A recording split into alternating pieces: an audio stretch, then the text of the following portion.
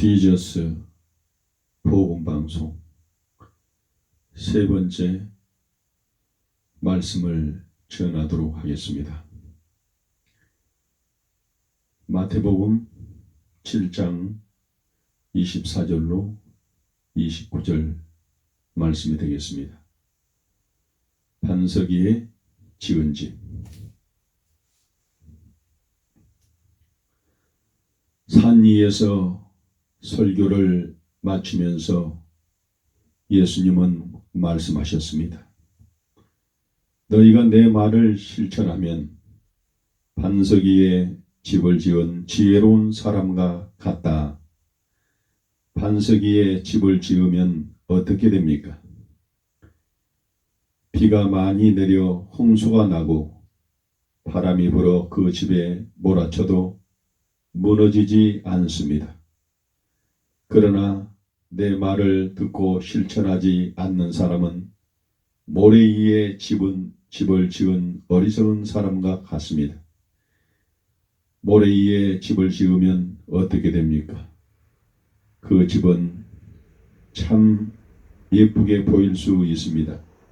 그렇지만 폭풍이 불고 홍수가 나서 그 집을 휩쓸면은 아르르 무너질 것입니다. 예수님은 이 가르침을 받은 사람들은 선택을 해야 합니다. 어떤 사람들은 돌아가서 예전처럼 살 수 있습니다. 그렇지만 어떤 사람들은 들은 대로 실천할 수 있습니다. 예수님의 가르침에 따라 생활을 바꿀 수 있는 것입니다.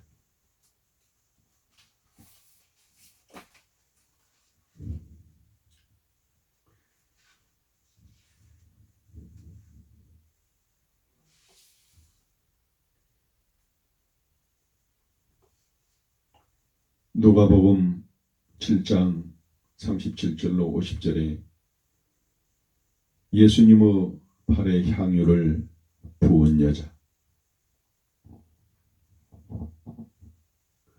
어느 날 시몬이라 하는 한 바리새인이 예수님을 저녁 식사에 초대했습니다.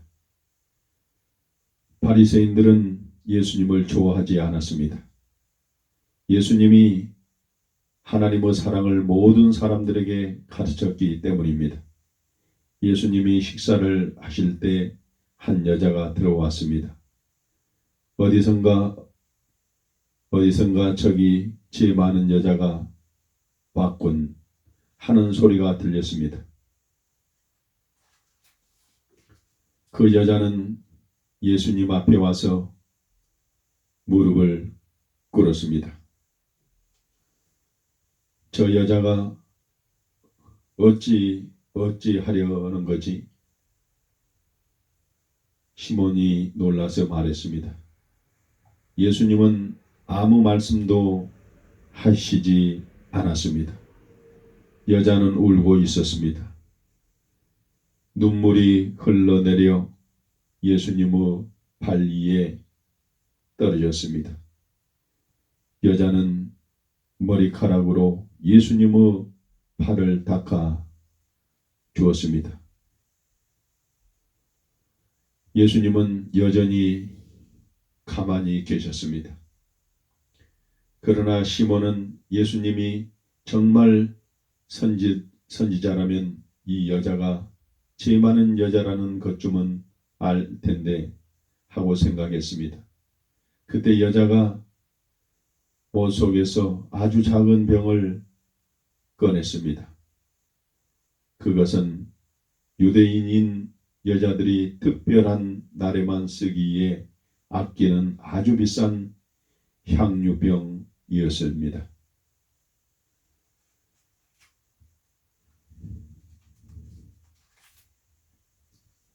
여자는 예수님의 발에 그 비싼 향유를 부었습니다. 여자는 예수님을 왕으로 생각했던 것입니다. 그 간 향기가 방 안에 가득 찼습니다. 시몬은 더욱더 화가 났습니다. 예수님은 시몬의 생각을 아시고 시몬아, 내게 할 말이 있고 말씀하셨습니다. 어떤 사람에게 두 사람이 빚을 졌다. 한 사람은 빚을 많이 졌고 또 한 사람은 빚을 조금 졌다. 둘 다 갚을 돈이 없으므로 돈을 빌려준 사람은 그들에게 빚을 갚지 않아도 된다고 하였다. 그러면 이 중에 누가 그를 더 사랑하겠느냐? 많이 빚진 사람입니다. 시몬이 대답했습니다. 내 말이 맞다. 내가 내 집에 들어왔을 때 너는 내게 발 씻을 물도 주지 않았으나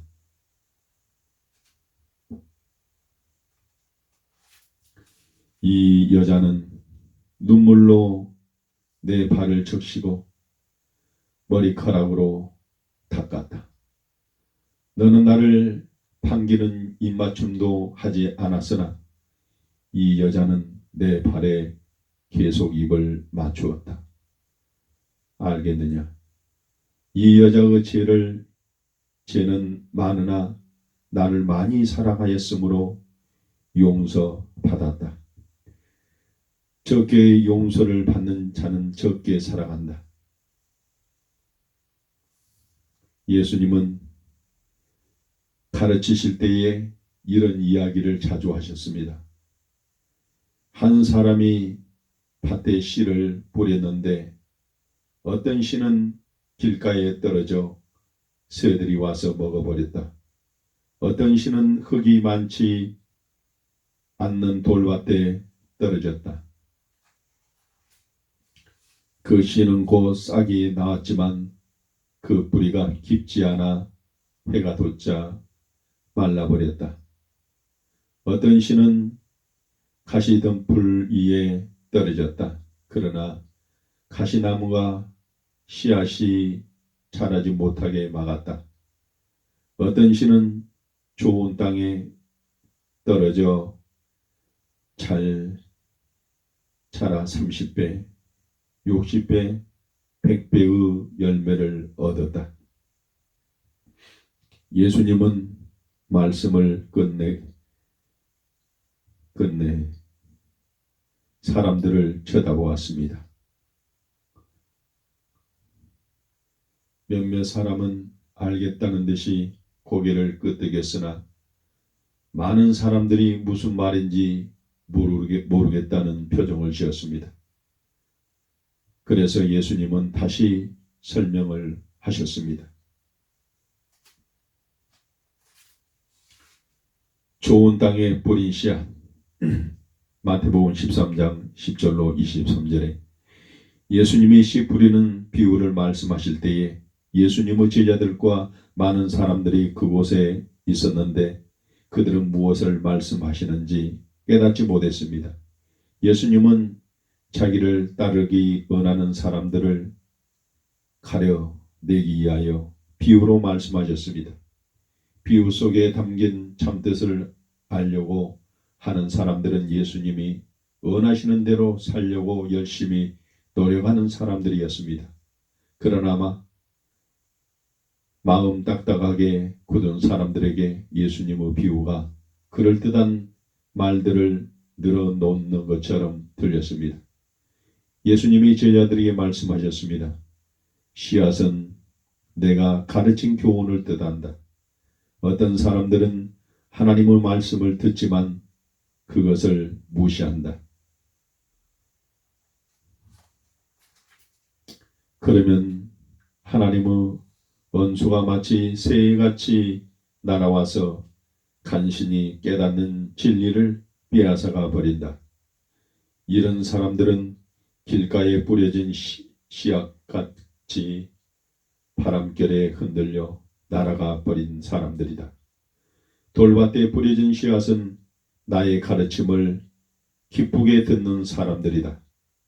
그들은 잠시 동안은 나를 따르려고 하지만 조금만 문제가 생기면 금방 예전의 생활로 돌아가 버리는 사람들이다.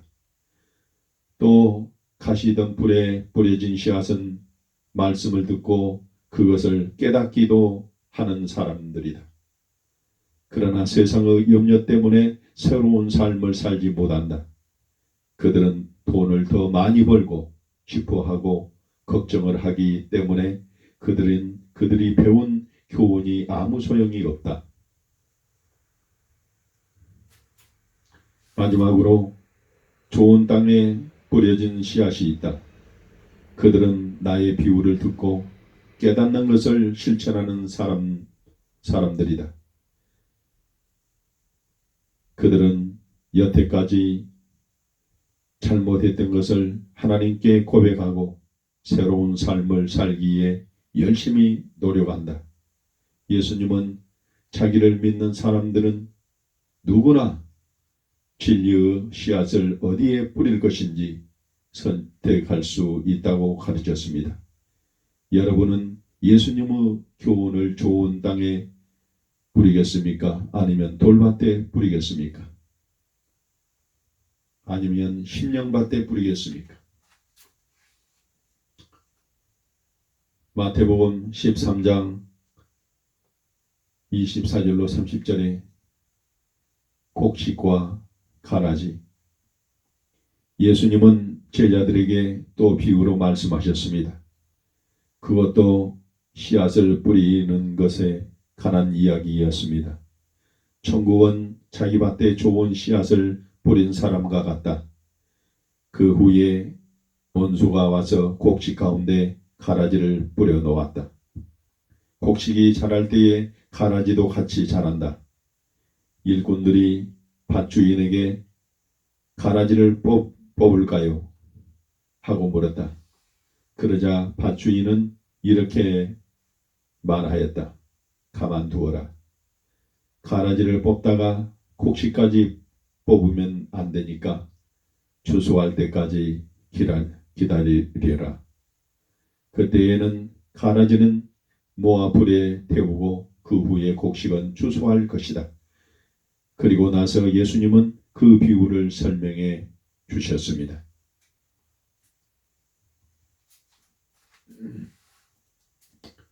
좋은 씨앗을 뿌린 사람은 인자이다. 밭은 세상이고 곡식은 나를 따르는 사람들이다. 가라지는 나를 따르지 않는 사람들인데 그들은 계속해서 자기 생각만 하고 다른 사람들에게 해를 끼친다. 가라지를 뿌린 원수는 마귀며 추수 때에는 세상의 끝이다.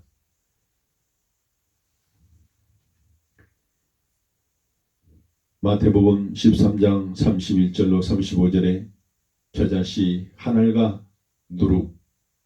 제자들은 예수님에게 천국에 관해 물었습니다.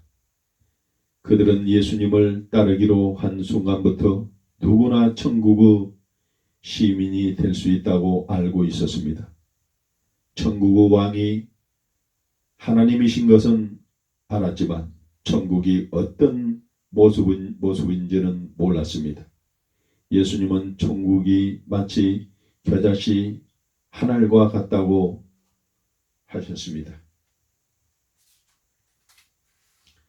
겨자씨는 씨 중에 가장 작은 씨지만 일단 뿌리를 내리면 가장 큰 나무가 된다고 하셨습니다.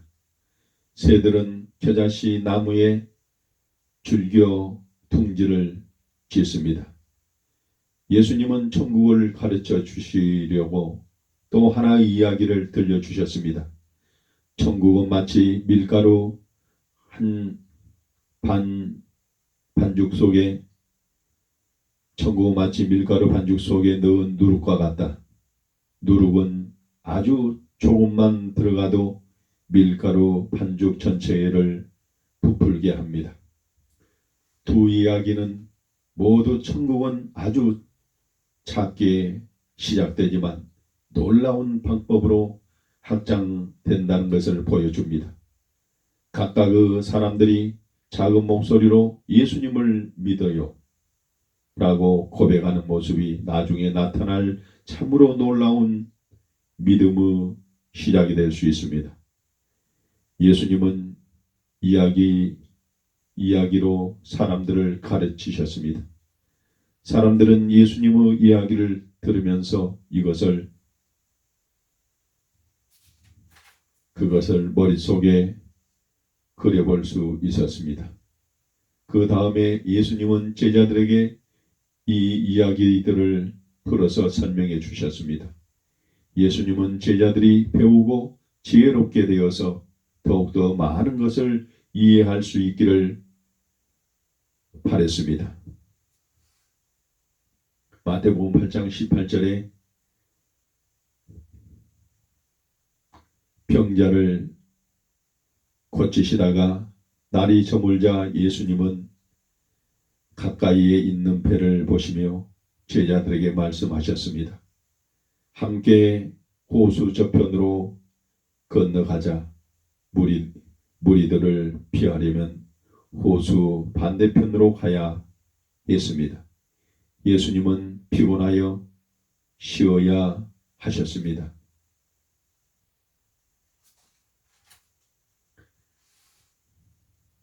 이날따라 하늘은 밝고 구름이 아름답게 펼쳐졌고 호수는 물이 잔잔했습니다. 제자들 몇 명은 하늘을 바라보았습니다. 한 제자가 배 타기 좋은 날씨인데 라고 말하자 다른 제자가 알 수 없어. 이 호수는 아주 거칠어질 때도 있단 말이야. 지금은 잔잔해 보이는 것 뿐이야 라고 말했습니다. 얼마 지나지 않아 배가 거의 뒤집어질 정도로 이 풍랑이 일기 시작했습니다. 갑자기 그들은 무서워졌습니다. 한 사람이 달려가 키를 잡았습니다. 그러나 바람의 방향은 계속 바뀌었습니다. 제자들은 몇 번이나 미끄러졌습니다. 그들은 배의 한쪽에 매달려 큰 파도가 덮치는 것을 간신히 피할 수 있었습니다. 파도가 한 번에 배의 양쪽에 덮쳤습니다. 사람들은 우왕좌왕 하늘이 돌고 난리가 났습니다. 키를 잡고 씨름했지만 배는 요동쳤습니다. 예수님을 깨우자 제자들은 예수님에게 갔습니다. 그들은 주무시는 예수님을 깨웠습니다. 선생님, 폭풍이 불어와요. 아주 강합니다. 자칫하면 죽겠어요. 구해주세요.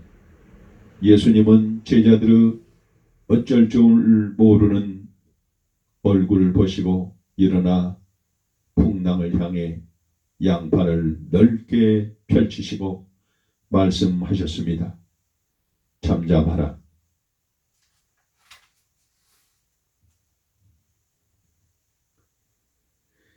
풍랑을 잔잔케 하신 예수님. 마태복음 8장 26절 27절. 예수님이 잠잠하라 고요하라 하시자 즉시 바람이 그치고 물이 잔잔해졌습니다. 베드로는 갑자기 끝으로 달려가 물속을 들여다보았습니다. 베드로는 어두운 호수에 비친 자신의 모습을 보았습니다. 베드로는 풍랑에서 구해주신 예수님 앞으로 돌아와 무릎을 꿇었습니다. 예수님은 말씀하셨습니다. 어찌 믿음이 없느냐? 나와 함께 있을 때는 두려워할 필요 없다.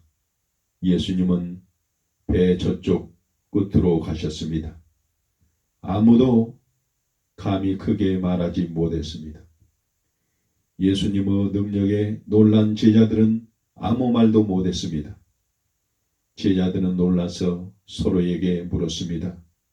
우리가 따르는 이분은 대체 어떤 신앙도 말씀에 복종할까요?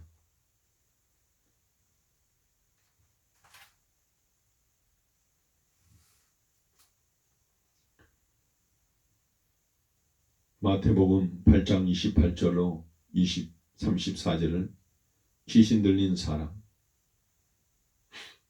예수님과 제자들은 배에서 내려 아주 이상한 것을 보았습니다. 한 사람이 있었는데 그 사람 속에는 더러운 귀신들이 살고 있었던 것입니다. 그 사람은 자기를 마음대로 하지 못했습니다. 자기 자신을 고치를 못한다. 남이 듣든 말든 자기 자랑만, 말도 안 되는 말만 합니다. 사람이 나이 먹어도 분별력이 없고 디아를 해도 무슨 말을 해 주어도 듣지 못한다.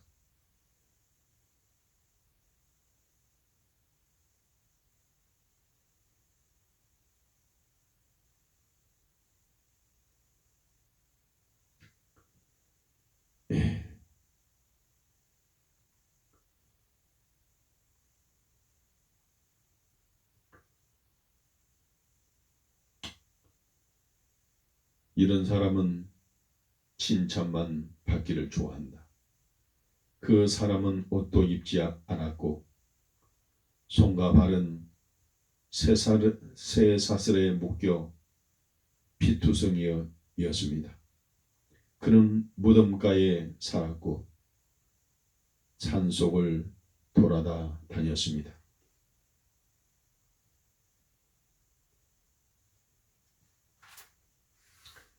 그 사람은 예수님을 보고 달려와 무릎을 꿇었습니다. 예수님은 그가 제 정신이 아니라고 말씀하시며 악한 귀신들아 이 사람에게서 나와라 하셨습니다. 그 근처에는 돼지떼가 있었습니다. 예수님은 귀신들에게 그 사람 속에서 나와 돼지떼 속으로 들어가라고 명령하셨습니다. 귀신들이 돼지에게 들어가자 돼지들은 비탈길로 내려갔습니다. 그리하여 돼지들은 모두 물에 빠져 죽고 말았습니다. 돼지떼를 지키던 사람들은 급히 마을로 돌아가 모두에게 알렸습니다. 무슨 일이 일어났는지 불러온 마을 사람들은 예수님 발 곁에 조용히 앉아있는 그 미친 사람을 보았습니다. 그는 옷을 입었고 제 정신으로 돌아와 있었습니다. 사람들은 예수님의 능력이 무서워졌습니다. 그래서 예수님에게 그곳을 떠나가 달라고 했습니다. 예수님과 제자들이 배에 다시 오를 때 고침받은 사람은 함께 가게 해달라고 말했습니다. 예수님은 그에게 집으로 돌아가서 하나님께서 내게 하신 일을 알려달라고 말씀하셨습니다. 그래서 그 사람은 돌아가서 모든 사람들에게 예수님이 자신을 어떻게 고쳐주셨는지 말했습니다. 사람들은 모두 깜짝 놀랐습니다.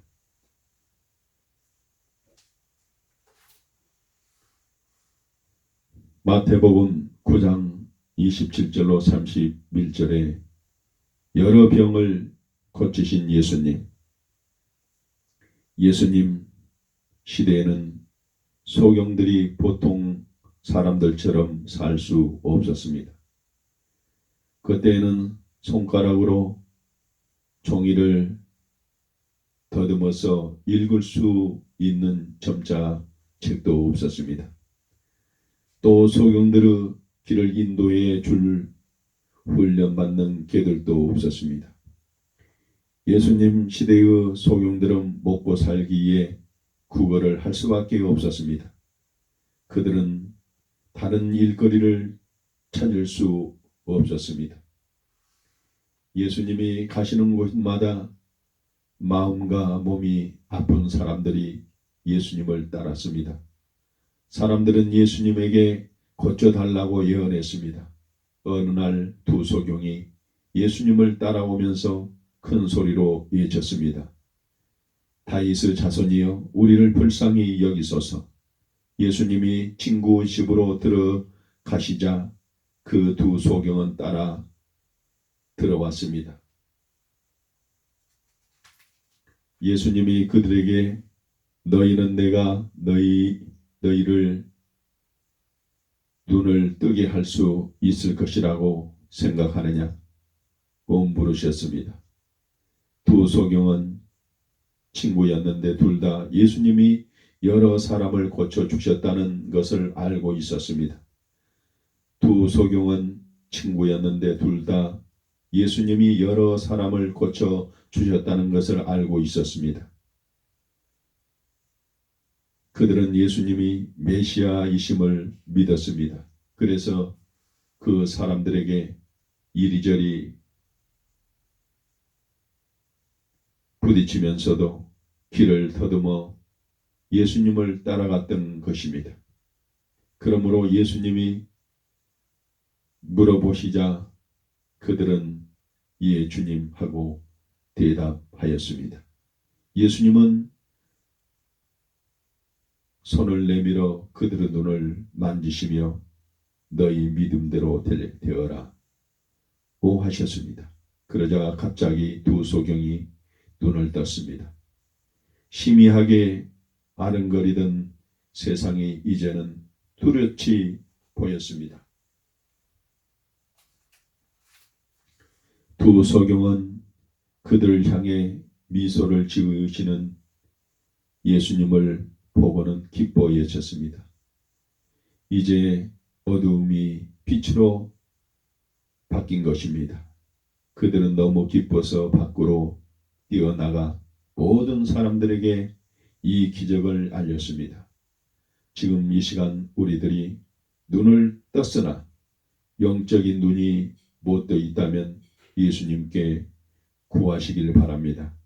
그리하여 세상에 눈뜬 맹인들을 여러분들이 구원하고 천국으로 인도해 주시길 바랍니다.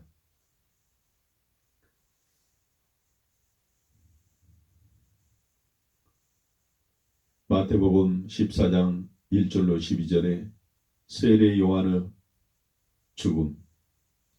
예수님이 두루 다니시며 말씀을 가르치실 때 세례 요한은 여전히 감옥에 갇혀 있었습니다.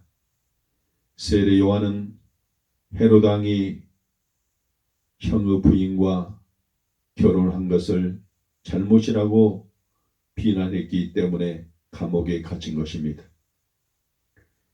헤롯 왕과 결혼한 헤로디아는 세례 요한을 아주 미워했습니다. 그녀는 세례 요한이 죽기를 바랬습니다. 헤롯 왕의 생일날 큰 잔치가 베풀어졌습니다.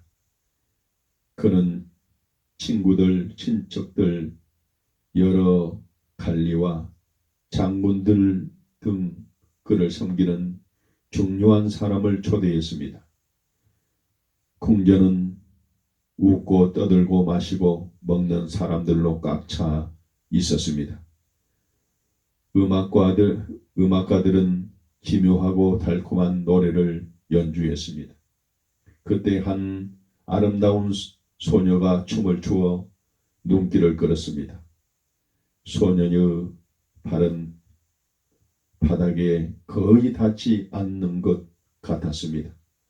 사람들은 그 소녀보다 더 우아하게 춤추는 사람을 본 적이 없었습니다. 헤롯 왕은 웃으며 말했습니다. 보시오. 내 아내 헤로디아의 딸이요. 이만큼 춤출 사람은 또 없을 것. 천천히 그러나 침착하게 춤을 추면서 그녀는 헤롯 왕에게 다가왔습니다. 그녀는 왕 바로 옆에서 춤을 추었습니다. 그리고 마지막으로 회전을 할 때 머리를 젖히며 왕 앞에 무릎을 꿇었습니다.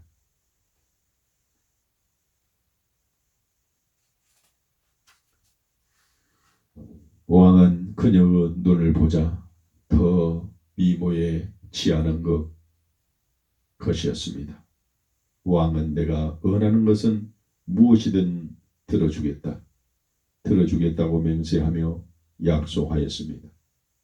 소녀가 어머니 헤로디아에게 가서 무엇을 달라 할까요? 하고 묻자 헤로디아는 소름 끼치는 미소를 지으며 세례 요한의 머리를 쟁반에 담아달라고 해라 하고 말했습니다.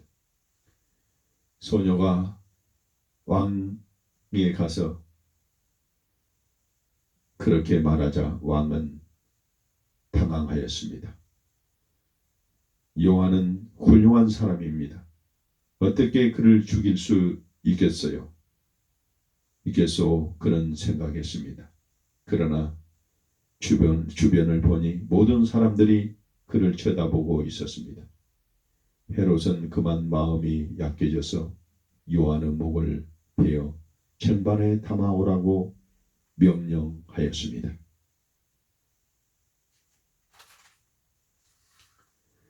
세례 요한의 제자들과 친구들은 요한이 죽었다는 소식을 듣자 감옥으로 가서 시체를 가져다가 장사를 지냈습니다. 그리고 예수님에게 요한의 죽음을 알렸습니다. 친구가 죽었다는 이 이야기를 듣고 매우 슬퍼하셨습니다. 요한은 예수님이 가장 아꼈던 친구였습니다. 예수님의 사촌 형제 세례 요한이 죽어 예수님은 무척 슬프셨습니다.